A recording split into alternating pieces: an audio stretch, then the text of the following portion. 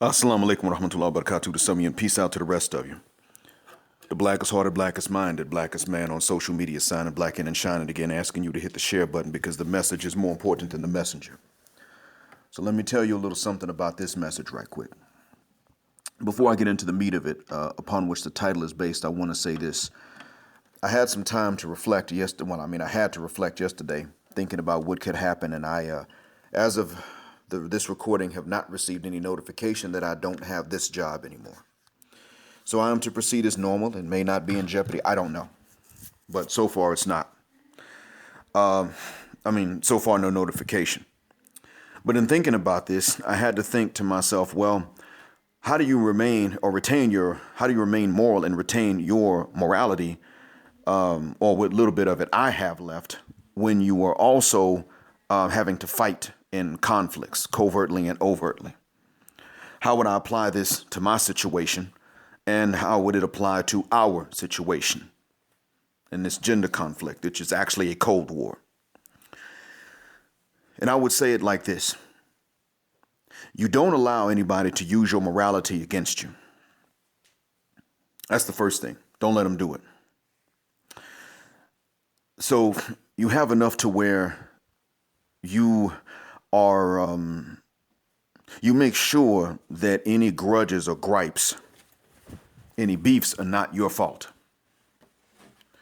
Doesn't mean you never defend yourself, but you simply make sure you never provoke. And you leave some things open that you're willing to allow someone to attack. But you don't start anything. And you don't go after those who didn't start something. But you leave a few things lying around to see if they're going to be attacked. In the event that people decide to use your morality against you, you throw that which they've used against you out the window, i.e., if you don't go around and cut people's trees down for no reason, but then they decide they're going to use the trees you didn't cut to hide while they shoot you, then you cut those trees down first. As an example. So you only throw out that which someone is now using to win when they don't deserve to win in the first place. But you don't become the character that deserves to lose. I hope that explains it. What that has to do with mentoring is this. Some guys are natural mentors. They've got a gift for it. Others believe in it, but they don't have the gift. They can support those who have a gift. But when it comes to mentoring in our community and doing certain things, how do you do it without being like Principal Henry Darby in South Carolina that's giving his check to, we've said he's giving his check to single mothers. Some say he's giving it to students. How do we respond to the children of the irresponsible breeders who themselves had no hand in their own conception any more than we did, but who could easily become the enemies of our own children if we decided to be more responsible in having them? The middle ground of morality is this. If mentoring comes naturally to you, go ahead. If you believe in mentoring, but it doesn't come naturally to you, support those to whom it comes naturally as a gift. But all of you, both of you, all of us need to be on code about one thing. Mentoring must only be available with the condition that we tell these young guys and girls the truths about their mothers' irresponsible breeding and their fathers too, but definitely their mothers. Here's why I say it. The stat still holds true. Black men are involved with their children as much as they're allowed to be. See, that stat still holds true. So even Thuggo, with whom she decided to have a baby, may have been willing to be in the kids' lives as much as he could afford to. The stats bear that out. She only wants to have kids with a certain type of irresponsible guy, but generally speaking, he still is not trying to have his kids and abandon them. So what's really going on? You definitely have to point at hers. And if she does not like that, then we need to make sure that she does not find another option for a black male to mentor her kids. End of story. Because, gentlemen, you cannot find an option for stress-free sex. Don't say you can. Then you bragging and you lying. You can't find it. You can find options for sex, but not stress-free. If you do not trick and pay her to go away. She's going to take her pound of flesh another way. And that is about what I wanted to tell you now. That's why I'm making this about Brian Banks. Let me go into that one now. Sorry I took 5 minutes for something else, but now let me tell you what I wanted to tell you about Brian Banks. What I learned. Okay, shout out to Line of MGTOW. On my live stream, he mentioned the Brian Banks case and mentioned how his accuser's aunt put her up to it. Now, I looked into it yesterday, and what I found was a bit more interesting. I could never find evidence that it was her aunt that put her up to lying, but some speculated it was her mother. And the evidence, her behavior afterwards, shows that if it wasn't her mother that put her up to it, it was someone that she wants to protect like she would want to protect her mother. Because, mama can never do any wrong. Shout out to the Imam Sheikh Maulana Mumia Obsidian Ali for that one. At the end of it all, in the end, what it comes down to is that she's protecting somebody, much like OJ. If he did not kill Nicole Brown Simpson, he protected whoever did, and I think it was his son. I speculate, based on some detective speculation, that it was his son. But nonetheless, she's not giving up whoever it was that told her.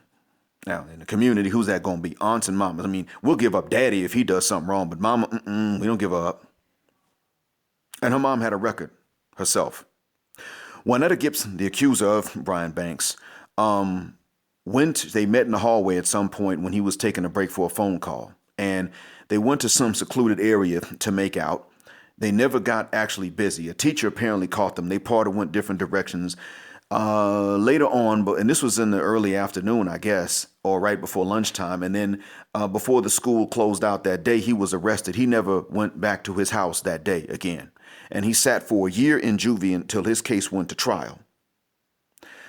And at no point while he sat in juvie, at no point during the trial, at no point during his incarceration, at no point during the time he was on parole did she come forward to say, look, he didn't rape me. Now, she did say to him in a conversation that was monitored by a private investigator, shout out to that investigator that hooked it up. She did say to him, no. And she even said to the investigator, no, he ain't raped me. I wouldn't have been here if he had. We made out and a bunch of people got involved and blew it out of proportion. What lesson do I want you to learn from this gentleman? Brian Banks was older than her. 16, she was 15. He was taller, stronger, probably smarter than her. You understand? All of the necessary metrics by which women base their hypergamy, he superseded her in these metrics. Okay, let's get that straight. So what was she embarrassed about? It wasn't his identity. It shouldn't be, at least. What I'm saying is that even as much of a dominant dude as he was, she was embarrassed just to make out with him. Or someone convinced her without any embarrassment to accuse him. One of the two.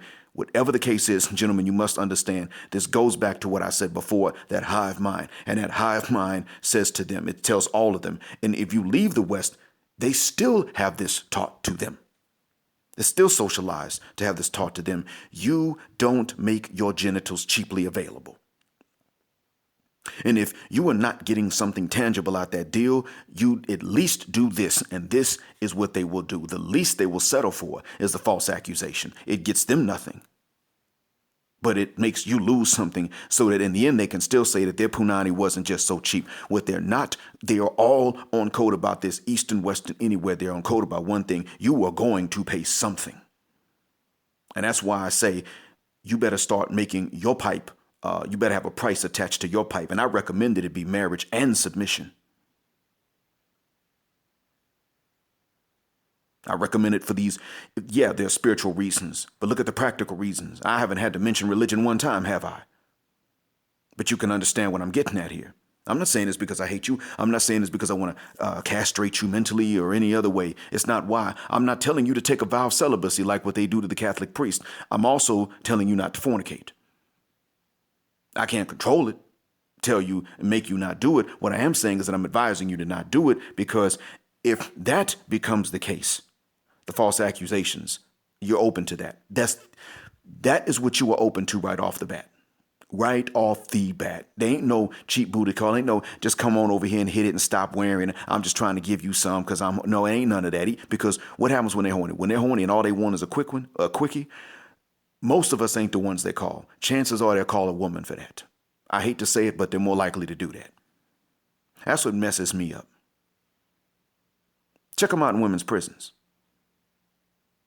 If they can't stand to be with a woman, they might get with a guard. But chances are a lot of them will go ahead and they dabble with a woman. And all of the stuff you got to do on the outside, that other woman inmate ain't got to do. You've been slapped in the face already collectively, just by the game itself.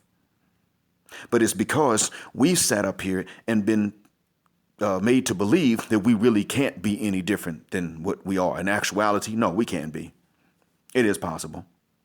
See, it depends on what goes into the mind of someone before puberty hits.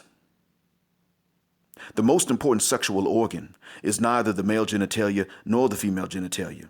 It is an organ that both of them share, and that is the brain. That's the most important. What's in the brain before puberty hits is going to have more of an influence on their behavior than the hormones after puberty hits. Male or female.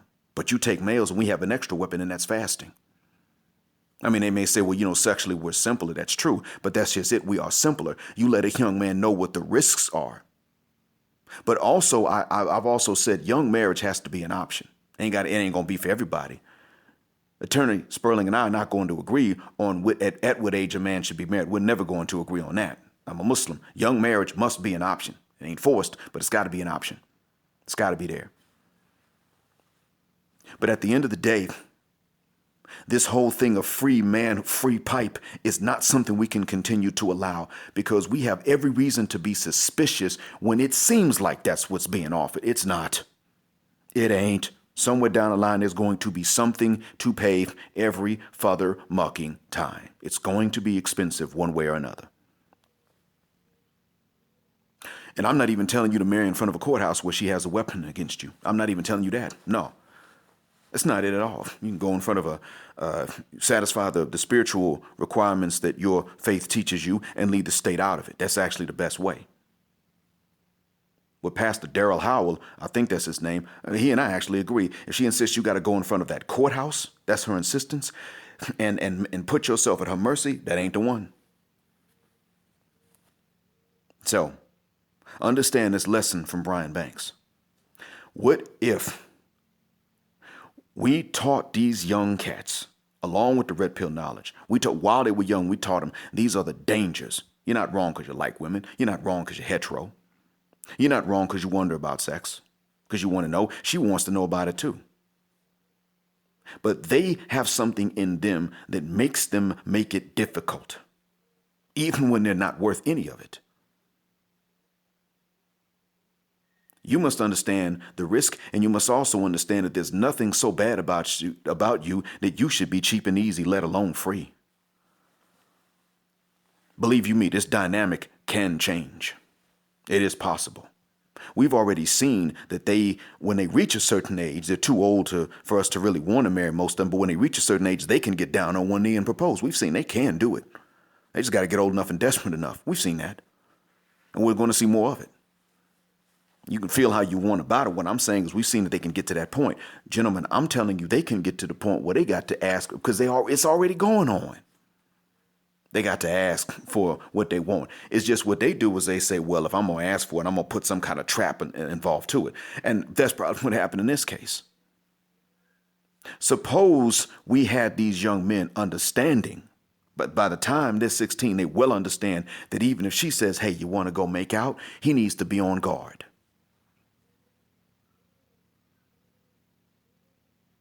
Because if they don't get their pound of flesh any other way, that false accusation's coming. And even then, when they didn't get it from him, they got it from the school district. And now they're still in hiding, running from place to place, trying not to be served by debt collectors because of that money they owe. They ran through it. Gone. And that's what Juanetta Gibson said to him when she met him. I'm willing to get you off the hook. I just can't say this in front of, I can't have to pay this money back. That's exactly what the hell's going to have to happen. She could have gone through her regular life. Oh, and here's the other thing. Here's the other thing, too. She wrote a letter to accuse him. She accused him in a letter, actually. At some point, she had to write.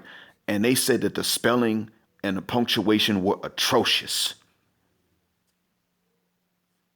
Suppose that one of the requirements to get that pipe was basic literacy in your first language. How many of them would fail that? I mean, think about it. 52% of men in many societies are eliminated as they're eliminated by most women from being seen as a valid partner just for intimacy, let alone marriage. Unmarried and don't have kids. We're 52% of black men. That's actually an average for a lot of societies. I don't know how many of those are not adults to begin with. I'm not sure. I don't know if that stat includes grown children. I really don't know, but I think it's never married and never had any kids. So how many of those are adults? I don't know if that's counting the entire male population or just the entire male population above 18. I'm going to assume that it's counting the male population above 18. I'm just assuming because nobody has said otherwise. Suppose we were to say, okay, that's cool. But you know what? More than 50% of you don't qualify either. Suppose that was going to happen. And it can. And I know some of you are saying, well, what about the few guys that are going to turn around and, just give it for free, give it all for free? Here's the thing. In all honesty, they do exist, but there's only so much time in the day for them. See, the 80-20 rule, as I've said, is not really 80-20 exactly. It's a shortcut to say that the majority of them want a minority of us. But what I'm saying is that suppose the majority of us ain't going to be that cheap. And even if we ain't got nobody, we ain't going to just make it cheap and easy because somebody said, I'll take it. How about that?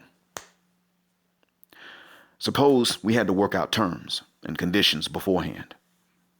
And they got to meet certain things like they're going to have to relieve more stress than they'll ever cause you. Suppose if you just put that on the table, watch them just drop, watch them just fall. The process is already starting. It's just not snowballing fast enough. That's all. But Brian Banks is a lesson for us because in all honesty, the chances of this happening to him were probably slimmer than the chances happening to anyone else. I should have had to face something like this long before he did. I'm normal height, normal weight. I was not the select one coming up. Turns out secretly I was, but you understand. So I should have had to face that from, kissing someone or holding her hand or people seeing us doing something like that. That actually, I would think, okay, see, because they got embarrassed by these things, it should have happened to me first. Here's a star athlete, career cut short, star athlete though. And for whatever reason, Winetta Gibson was either too embarrassed to tell the truth or someone put her up to it for purposes agreed. Either way, she lied, got him into this situation. This is waiting for the majority of us, in all honesty. We got to be careful about that. That's one reason I've said leave these Westerners alone because they don't mind doing that. Not at all. And to show you how dumb they were, they got this money and stayed in town. Because when he got released, there she was in the same city, able to go and drive to that investigator's office where she thought he worked at the time. Stop and think about that. Oh, and to make matters worse, she didn't stand by her confession that she had lied. She later said, no, he bribed me with $10,000 to say that it wasn't true. He actually did it. At the time she says he bribed her with $10,000, he had $1 and some change to his name. Because remember, he couldn't find a job. His life was ruined. And if she could be found today, she would try, if they could catch her now, they would try, she would try to say, no, he bribed me. No, it ain't true. I shouldn't have to get that money back. That's what she would try to do now because she done already tried to say it. But of course, now the money has to be given back. Whatever job they get, they're going to have to lose that money because they got to pay back $2-something million, she and her mother.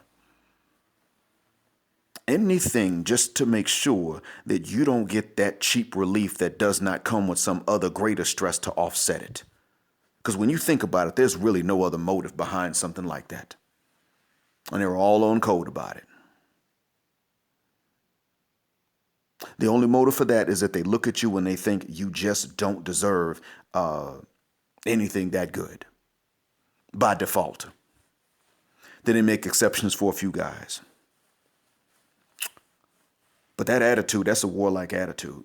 The motive. When you stop and you think about what is the motive behind them playing these games in every culture, but even worse so in the West, what is the motive behind what they won't do for us that they and insisting that we do for them? What is the motive for them insisting on taking all and giving none?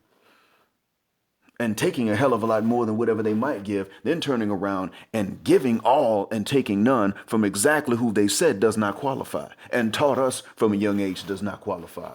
What motive could that possibly be? Gentlemen, that's hatred. That's contempt. If it's not hatred, it's at the very least contempt. You must understand this. I'm sorry that it's taken me 20 minutes to get this message out. Thank you for being patient and listening. Assalamu alaikum. Black heart, black mind, blackout, black heterosexual non-select male power just because they don't like it, and black patriarchy until extinction of judgment day.